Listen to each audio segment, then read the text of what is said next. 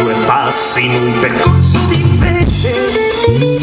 Mi chiedevo, posso smaltire i peccati con i giochi, ma sono troppi i peccati mortali che ho collezionato.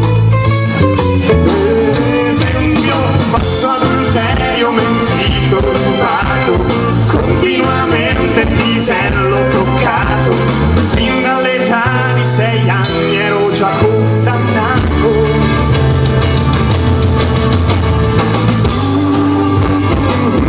Troppo vado all'inferno, nel fuoco eterno,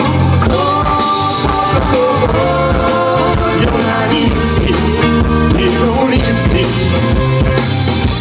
i cengisti.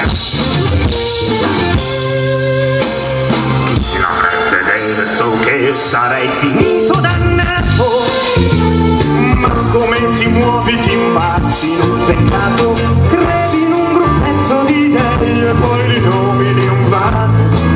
Perciò prendiamo per banco presinci, vivi e ti dimentichi di santificare all'inferno, non onori fami, non onori ama, all'inferno accidentalmente assassini la gente, dopo una cena elegante all'improvviso mordi